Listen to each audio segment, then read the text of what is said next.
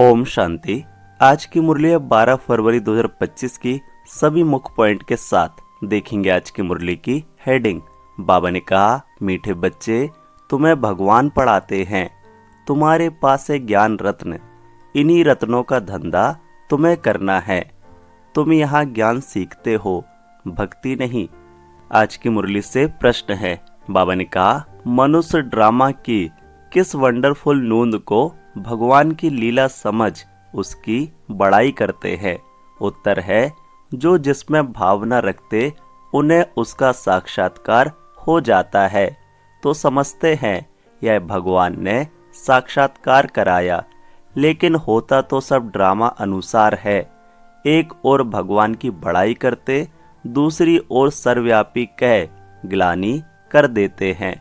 मुरली से पहला मुख्य पॉइंट है, ध्यान से सुनेंगे।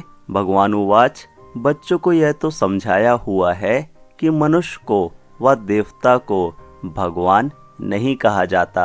गाते भी है, ब्रह्मा देवताय नमः, विष्णु देवताय नमः, शंकर देवताय नमः। फिर कहा जाता है शिव परमात्माय नमः। यह भी तुम जानते हो, शिव को अपना शरीर नहीं है। मूल वतन में शिव बाबा और सालिग्राम रहते हैं। बच्चे जानते हैं कि अभी हम आत्माओं को बाप पढ़ा रहे हैं, और जो भी सत्संग है वास्तव में वह कोई सत का संग है नहीं। बाप कहते हैं वह तो माया का संग है। वहाँ ऐसे कोई नहीं समझेंगे कि हमको भगवान पढ़ाते हैं। गीता भी सुनेंगे तो श्री कृष्ण भगवान उवाच समझेंगे।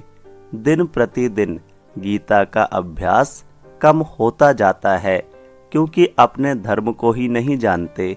श्री कृष्ण के साथ तो सभी का प्यार है, श्री कृष्ण को ही झुलाते हैं। अब तुम समझते हो हम झुलाएं किसको? बच्चे को झुलाया जाता है, बाप को तो झुला न सके। मुरली से दूसरा मुख्य पॉइंट है। बाबा ने कहा, ऐसे नहीं कहेंगे कि भगवान ने साक्षात्कार कराया। जो जिस भावना से जिसकी पूजा करते हैं उनको वह साक्षात्कार होता है। यह ड्रामा में नूंद है। यह तो भगवान की बड़ाई की है कि वह साक्षात्कार कराते हैं। एक तरफ इतनी बड़ाई भी करते, दूसरी तरफ फिर कह देते पत्थर टिक्कर में भगवान है। कितनी अंधश्रद्धा की भक्ति करते हैं। समझते हैं बस श्री कृष्ण का साक्षात्कार हुआ, श्री कृष्णपुरी में हम जरूर जाएंगे। परंतु श्री कृष्णपुरी आए कहाँ से? यह सब राज बाप तुम बच्चों को अब समझाते हैं। श्री कृष्णपुरी की स्थापना हो रही है। यह है कंसपुरी। कंस, अकासुर, बकासुर, कुंभकर्ण, रावण, यह सब असुरों के नाम हैं। शास्त्रों में क्या क्या बैठ लिखा है। मुरली से तीसरा मुख्य पॉइंट है। बाबा ने कहा, यह भी समझाना है कि गुरु दो प्रकार के हैं। एक है भक्ति मार्ग के गुरु, वह भक्ति ही सिखलाते हैं। यह बाप तो है ज्ञान का सागर, इनको सदगुरु कहा जाता है। यह कभी भक्ति नहीं सिखलाते, ज्ञान ही सिखलाते हैं। तुम बच्चों का धंधा है ज्ञान रत्नों का, इनको भी व्यापार कहा जाता है। बाप भी रत्नों का व्यापारी है। तुम समझते हो यह रत्न कौन से हैं? इन बातों को समझेंगे वही जिन्होंने कल पहले समझा है, दूसरे समझेंगे ही नहीं। जो भी बड़े बड़े हैं वह पिछाड़ी में आकर समझेंगे। कन्वर्ट भी हुए हैं ना। मुरली से चौथा मुख्य पॉइंट है, ध्यान से इसको समझेंगे। बाबा ने कहा, तुम आत्माएं जब मूल वतन से आती हो तो वाया सूक्ष्म वतन नहीं आती हो, सीधा आती हो। अभी वाया सूक्ष्म वतन जाती हो, अभी सूक्ष्म वतन का पाठ है। यह सब राज बच्चों को समझाते हैं। बाप जानते हैं कि हम आत्माओं को समझा रहे हैं। साधु संत आदि कोई भी इन बातों को नहीं जानते हैं। वह कभी ऐसी बातें कर ना सके। बाप ही बच्चों से बात करते हैं। ऑर्गन्स बिगर तो बात कर ना सके। कहते हैं मैं इस शरीर का आधार ले तुम बच्चों को पढ़ाता हूँ। तुम आत्माओं की दृष्टि भी बाप तरफ चली जाती है। यह है सब नई बातें। निराकार बाप, उनका नाम है शिव बाबा। तुम आत्माओं का नाम तो आत्मा ही है। मुरली से 5वां मुख्य पॉइंट है, बाबा ने कहा बाप बैठ समझाते हैं, जिस जिस रूप में जैसी भावना रखते हैं, जो शकल देखते हैं वह साक्षात्कार हो जाता है। जैसे गणेश की बहुत पूजा करते हैं तो उनका चैतन्य रूप में साक्षात्कार हो जाता है, नहीं तो उनको निश्चय कैसे हो। तेजोमय रूप देख समझते हैं कि हमने भगवान का साक्षात्कार किया, उसमें ही खुश हो जाते हैं। यह सब है भक्ति मार्ग, उतरती कला। पहला जन्म अच्छा होता है, फिर कमती होते होते अंत आ जाता है। बच्चे ही इन बातों को समझते हैं। जिनको कल्प पहले ज्ञान समझाया है उनको ही अब समझा रहे हैं। मुरली से 6वां मुख्य पॉइंट है, बाबा ने कहा अभी तुम सिद्ध कर बतलाते हो। गीता शिव भगवान ने सुनाई है, उसने ही राजयोग सिखाया ब्रह्मा द्वारा। यह तो श्री कृष्ण भगवान की गीता समझकर कसम उठाते हैं। उनसे पूछना चाहिए, श्री कृष्ण को हाजिर नाजिर जानना चाहिए व भगवान को कहते हैं ईश्वर को हाजिर नाजिर जान, सच बोलो। रोला हो गया ना तो कसम भी झूठा हो जाता। सर्विस करने वाले बच्चों को गुप्त नशा रहना चाहिए। नशे से समझाएंगे तो सफलता होगी। तुम्हारी यह पढ़ाई भी गुप्त है, पढ़ाने वाला भी गुप्त है। मुरली से 7वां मुख्य पॉइंट है, बाबा ने कहा तुम जानते हो हम नई दुनिया में जाकर यह बनेंगे। नई दुनिया स्थापन होती है।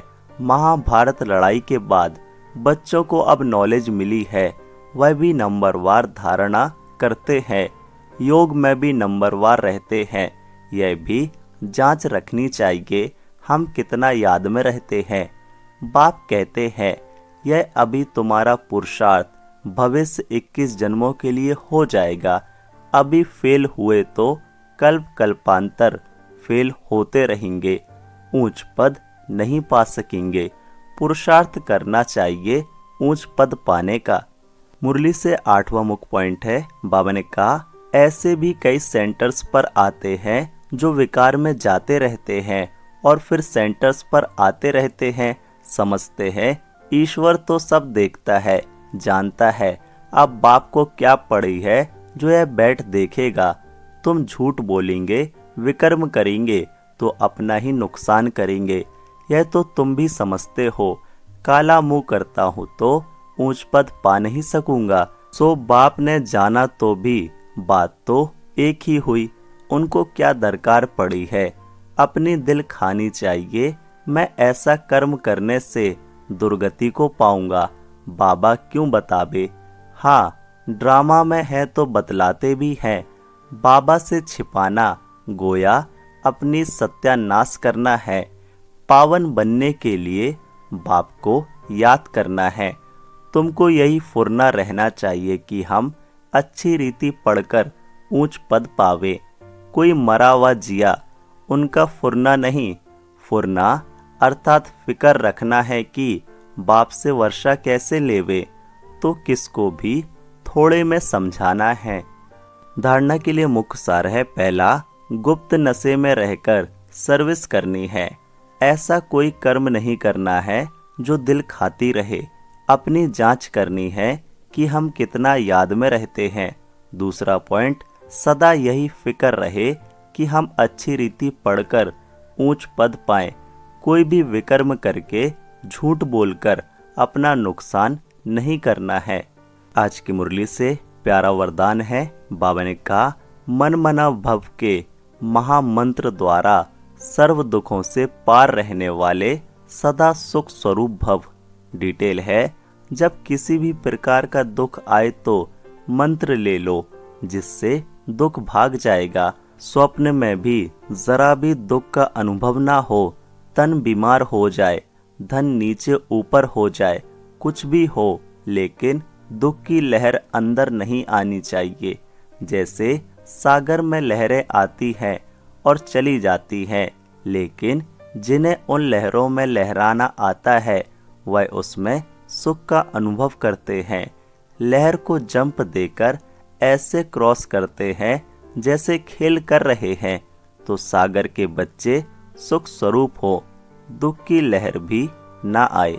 आज की मुरली से स्लोगन सुनाया बाबा ने, हर संकल्प में दृढ़ता की विशेषता को प्रैक्टिकल में लाओ तो प्रत्यक्षता हो जाएगी।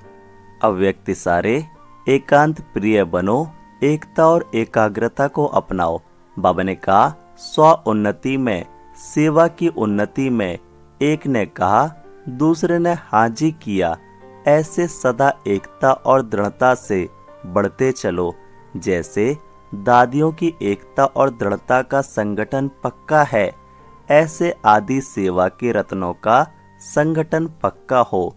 इसकी बहुत बहुत आवश्यकता है। अच्छा, ओम शांति।